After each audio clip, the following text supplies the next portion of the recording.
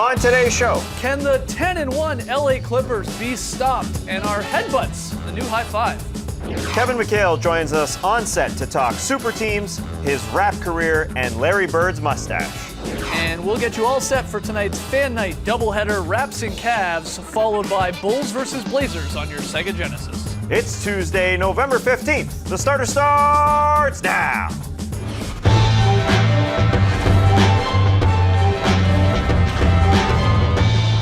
What's up? Caught us by surprise there. Thanks for joining the starters live here on NBA TV, maybe a little bit later on YouTube, and some of you listening to the podcast had no idea what just happened there. It's cool. I'm J.E. Skeets, and alongside me, as always, that's Tas Mellis. I love tap dancing. To his right, it's the international man of mystery, taking it to the stash, Lee Ellis. Friend. Lele. And last, certainly not least, over there, starters blog editor, Trey Kirby. Hey-o! Hey-o! Oh, TK, what's on your computer? Well, I'm here at the internet looking for your best tweets at #TheStarters. And guys, Mark Cuban told an awesome story yesterday all about how he beat Dirk Nowitzki in one-on-one once upon a time. The quotes come from James Herbert of CBS Sports. Cuban said, I came in right after him and I beat him one-on-one and I'm like, this guy's a burger. Whatever. But Cuban went on to explain, I went up 2-0, then he scored, then I quit so I could always say I beat him. Ooh. That is a classic dad move right there. Always quit while you're ahead. But it brings us to today's question. What's your greatest basketball brag? For me, you're probably thinking it was the time I won back-to-back dunk titles. And while that was awesome, it's actually the time we were playing in a charity tournament in Toronto, and I hit a pull-up three while Matt Bonner was almost guarding me. I was so excited, so proud. Looked over to my wife to see if she was watching, and she was checking her phone, sending a text message. Nonetheless, we want to hear from you. What's your greatest basketball brag? Send us your best answers at #TheStarters, and we'll hear from you later. All right, get those tweets in. We got a fun show tonight. Hall of Famer Kevin McHale is going to join us live in studio. We'll have a blast with him. And Jared Greenberg, he's going to join us live from Cleveland to get us ready for tonight's Fan Night doubleheader here on NBA TV. But let's start with a little trend or dead end. If you're new to the show, here's how it works. Trey throws some recent NBA developments at us. We'll debate whether they'll continue or not. Is it a trend or is it a dead end?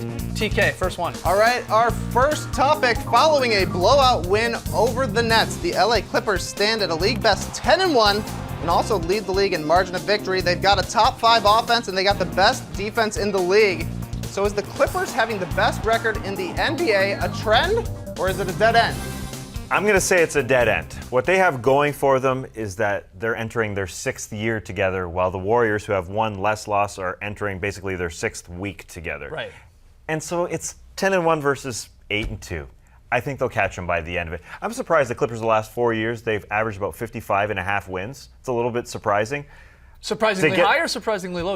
Low. To you. This team is a team that achieves each regular season. Obviously, Right. doesn't win in the postseason, but their goal should be to get to 60 wins, obviously be healthy and be playing the best basketball, but a 60-win season I think would be a great accomplishment. The Warriors probably going to have a few more than that. You agree Yeah, with the him? Warriors have only lost 2 games, we've got to remember, so they're not that far behind. But it's pretty hard to pick any holes in the Clippers' game right now. Sure. Defensively, they look fantastic. Their offense has always been pretty good under Doc Rivers. Now their defense is and they're taking care of everybody, whether it's on the road or at home. They only had that one loss at home, and that was to the Oklahoma City Thunder. And they just lost to that. And they just lost that. But leading points off turnovers, 3rd in fast break points as well, knocking down 3-pointers.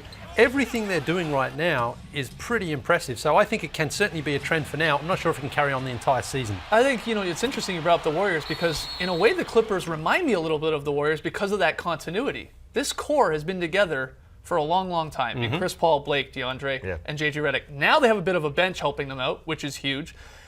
The Warriors started last year, 24-game win streak. A big part of that was they had continuity while other teams were trying to find themselves. That's sort of the Clippers, at least right now, and it helps that maybe their identity has suddenly become this defensive juggernaut. So it's going to be close. I think this is a trend. I think the Clippers might have the best record in the regular season by the end of the season, and when we get to the playoffs, you just hope both teams are healthy and we get a 7-game series from it. It's going to be tight. All right, next one, Trey. All right, next topic. At least one NBA head coach has been fired during each of the past 35 seasons. But as Tom Ziller of SB Nation explained, only one current coach is really in danger of getting a pink slip, and even that might not happen. So, is no coaches being fired this season a trend or a dead end? Come on, this can't be a trend. Why? Someone has to get fired. Who is going to get fired? This is the NBA. Who's going to get fired? somebody. You guys I asked, know. no, you guys asked me this question when I was on the hot seat during the season previews, and I really struggled to come up with an answer. In the end, I said Fred Hoiberg because I thought maybe the Bulls implode, and that management's all the time they'll pull the plug quickly if they don't like where it's going.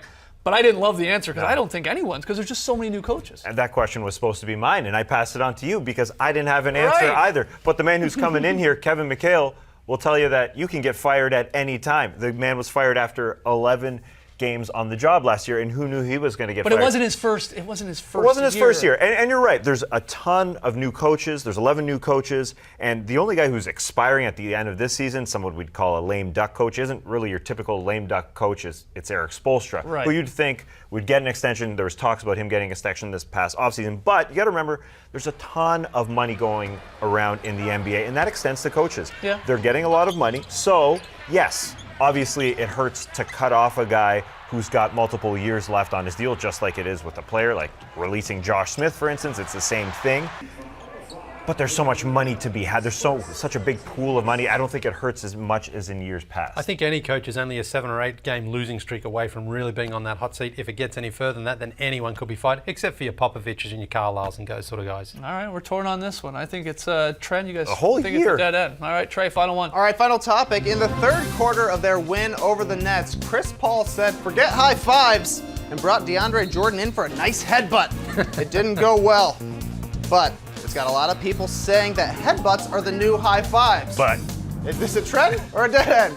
But what is Vander Holyfield back? That first one didn't go well. No. This is going to be a dead end. Because especially when it's the Clippers, the last thing you would want them to do is have any injuries that are self-inflicted. You saw Chris Paul and DeAndre, they didn't really like it. They butted heads, so to speak. Yeah. Didn't work so well. I think this is going to... Yeah, they did. Yeah, that's exactly what they did, Lee. They've butted heads in the past, but not this way. Is this Dwayne Javu happening right now? Here's what's interesting to me. Wasn't Chris Paul the one that freaked out back in 2012, I believe it was, when Pau Gasol, at the end of a Clippers-Lakers game, sort of playfully put his hand on Chris Paul's head, maybe condescendingly put his hand on Chris Paul's head, and he freaked out. Whoa. Don't you touch me there. So now he's headbutting guy? No, this is not a trend. This is a dead end. Dead end. Yeah, but he thought Pau was giving it to him, like Lee said, a little condescendingly. When you give a headbutt, that's all love. It's going to stay. This is a trend. No chance. I think it's a dead end. It's dangerous, especially with what we know about concussions right now. It's absolutely dangerous. All right, we got to take a break. Lots more still to come on the show tonight. When we come back, Jared Greenberg joins us live in Cleveland to discuss the Raps-Cavs game, though. That's sort of been overshadowed by some LeBron comments. Come on back. You're watching the Starters.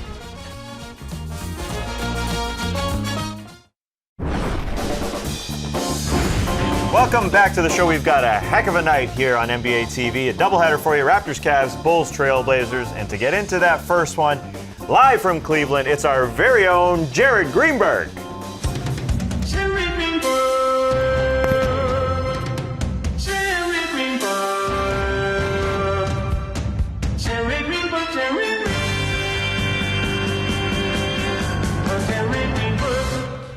It never gets They are old. singing it in the streets here in Cleveland. It never gets old seeing your reaction while it's playing here in the studio. I love it. Good to hear. It actually brings a tear to my mother's eye. I want to let you know that. She is more excited than any one of you could possibly ever be. Now, this is the second time the Raptors and Cavs are playing this season. Yeah. But LeBron James's recent remarks about Phil Jackson's recent comments are taking all the headlines. Phil Jackson was commenting on an incident where LeBron was with the Miami Heat in Cleveland where he wanted to stay overnight. And just to refresh people's memories, he said, quote, "You're on the plane, you are with this team. You can't hold up the whole team because you and your mom and your posse want to spend an extra night in Cleveland." And LeBron responded today, Jared.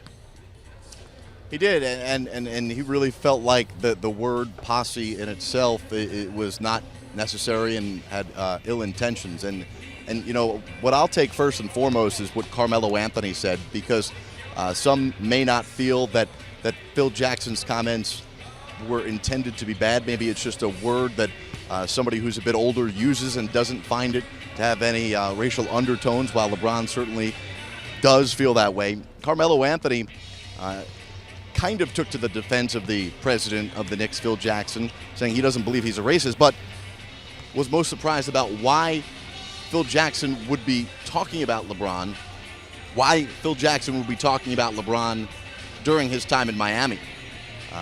To my knowledge, there's not a relationship with Pat Riley where he would share intimate details of Riley's relationship with LeBron.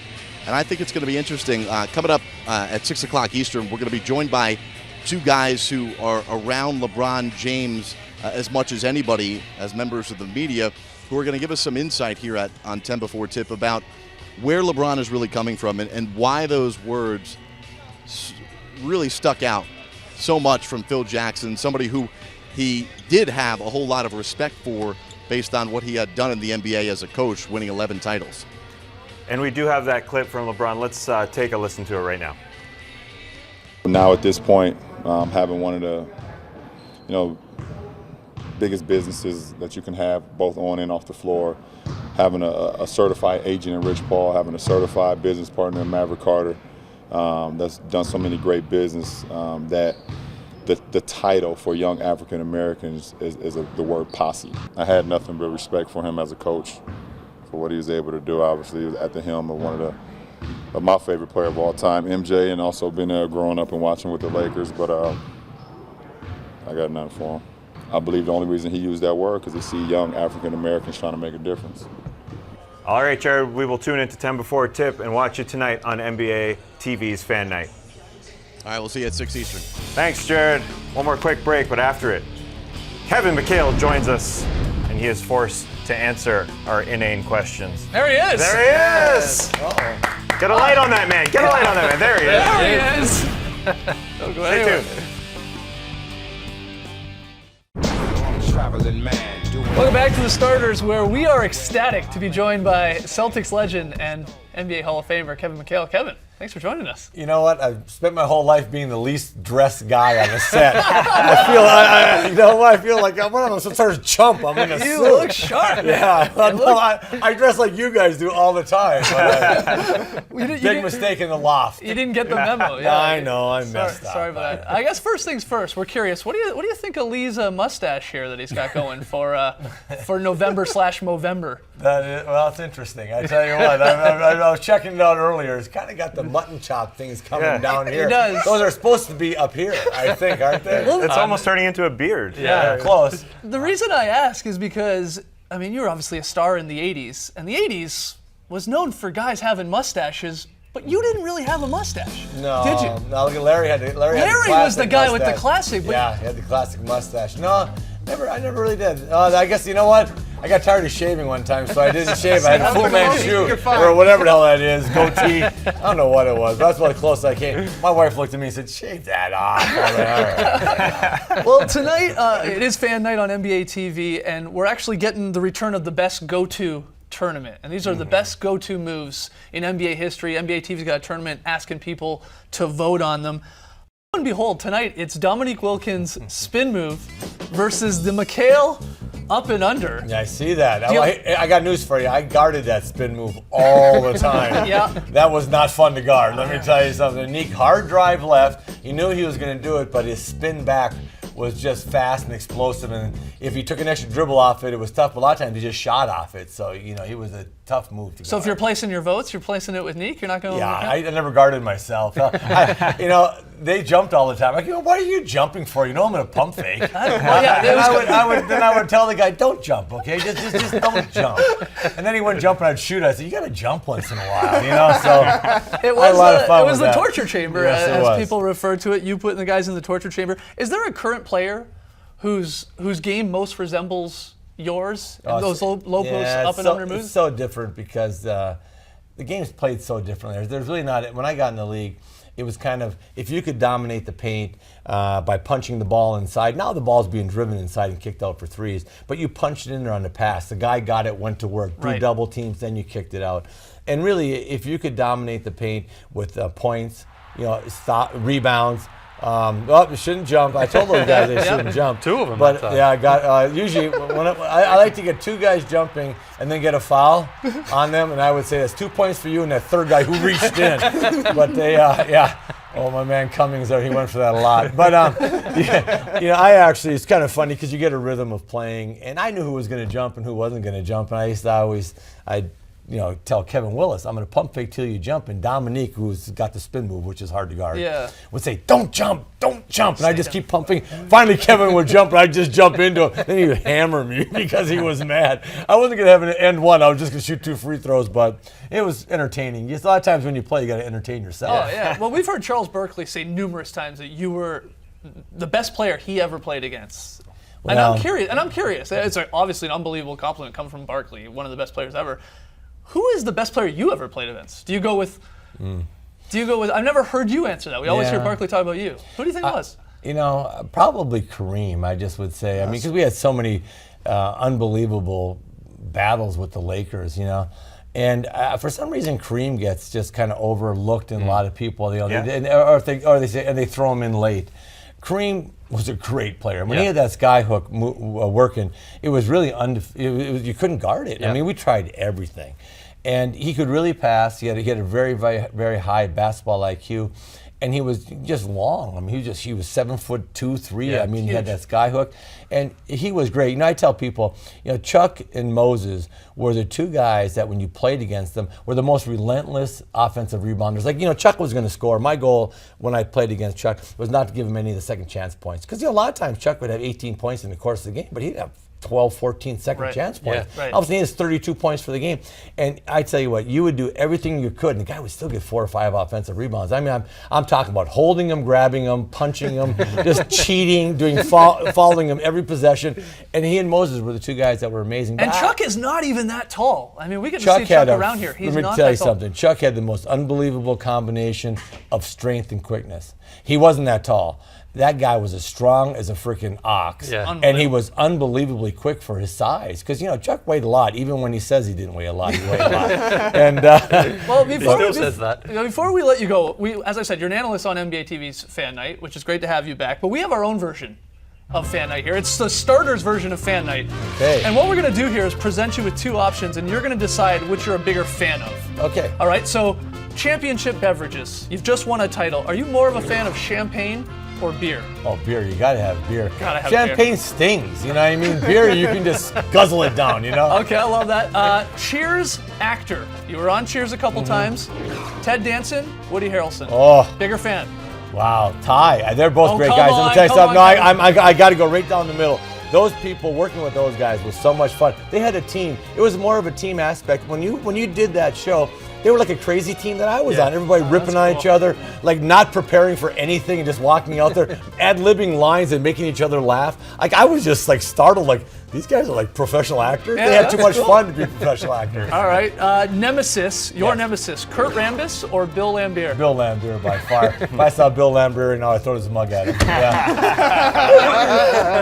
Okay, this one's a tough one. All right. Players you've coached. Dwight Howard or James Harden? Who are you a bigger fan of? Ooh. That's a kind of a split too, but that's a tough question. Nah, you know what? Dwight and James, they both had some different issues that went on. But they were both really essentially good guys. You know what I mean? They didn't get along that great, and the chemistry was always a little bit funky. But both guys, honestly, neither one were really hard to coach. And both guys, I don't think they ever played really well together and really meshed well together. But neither guy was. They really weren't a problem to coach. Okay, a few more here. Shorts length, short or obscenely short? Obscenely short because first of all, you started out the season short, then they washed them 80 times. You only had one thing, and then by the end, they were shrink wrap, man. I tell you right now, it was tough. All right, final one here. Jay-Z, best rapper, Jay-Z or Kevin McHale? Oh God! Do you know First of all, I have one rap thing in my life. I have a bad feeling you guys found it. No, you've got bars. Let's check out Kevin McHale's commercial. That's to shoot. That's magic. Do what he was born to do. Maybe so, but that's not all. They let Isaiah play like he's 10 feet tall. For the kind of moves that never fail, the weapon's the choice of Kevin McHale. Oh yeah! There you go. Hey, since I had one line, I'm going with me. I don't care. I'm going with me. Absolutely. Kevin, we can't thank you enough for coming on. Enjoy the doubleheader. Don't ask any more questions about ex-players I coach. That was tough. As we said, NBA TV doubleheader tonight. It's the Raps and Cavs, both Blazers. You can catch Kevin and the guys over in Studio B. All right, got to take a break. When we come back, Lili's very solid play. Don't go anywhere.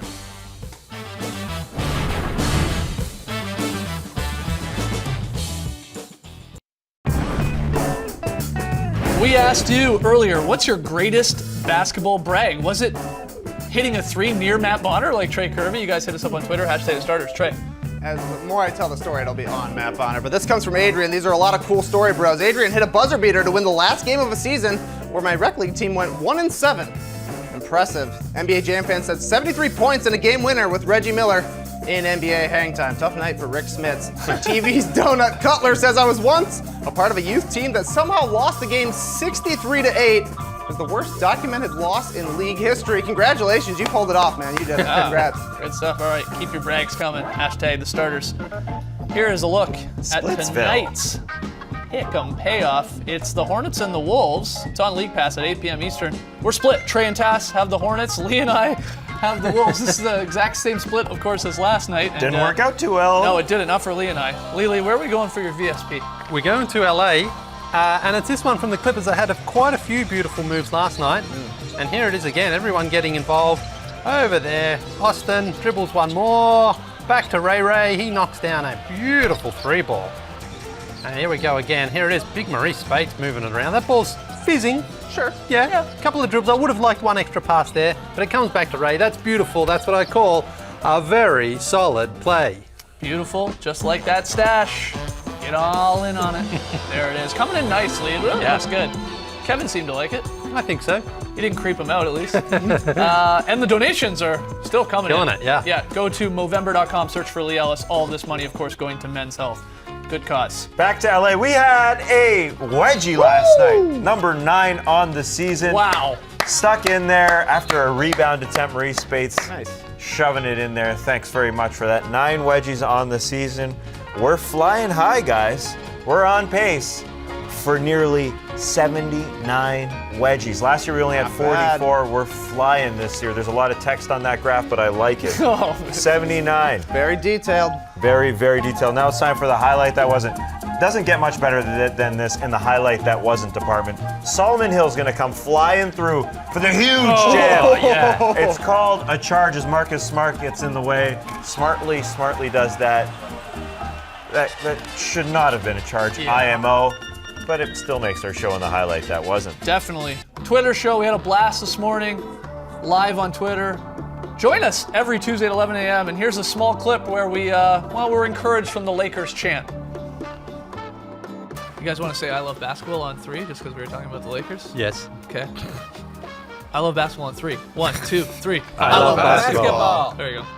It's true, we do love basketball. We'll see you tomorrow night. Thanks for joining us, and remember, the best kind of dancing is tap dancing. Brace the night, people.